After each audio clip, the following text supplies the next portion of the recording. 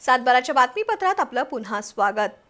शाहूवाडी तालुक्यातील बांबवडे ग्रामपंचायतीमध्ये शासकीय निधीतून वॉटर मीटर खरेदी केल्याचं दाखवलंय।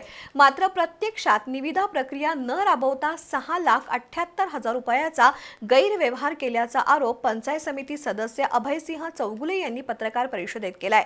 या प्रकरणाची सखोल चौकशी करण्यासाठी लाचलुचपत प्रतिबंधक विभागाकडे त्यांनी लेखी तक्रार केली आहे। सन 2021-2022 या साली ग्रामपंचायतीनं 10,69,233 रुपयाच्या शासकीय निधीतून वॉटर मीटर खरेदी केल्याचं दाखवण्यात आलंय।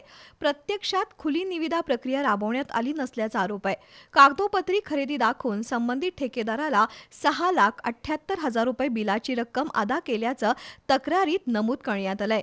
बांबवडे गावामध्ये पाहणी केली असता एकही वॉटर मीटर बसवलं नसल्याचा दावा तक्रारदारांनी केलाय। त्यामुळे शासकीय निधीचा अपहार झाल्याचा संशय व्यक्त होतोय।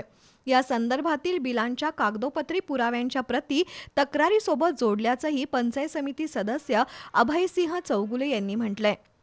एसीबीच्या अधिकाऱ्यांनी ग्रामपंचायतीमध्ये प्रत्यक्ष स्थळ पाहणी करून संबंधित तत्कालीन सरपंच, ग्रामसेवक तसंच ठेकेदार यांच्या विरुद्ध चौकशी करून दोष आढळल्यास कायदेशीर कारवाई करावी अशी मागणी तक्रारीत करण्यात आली आहे।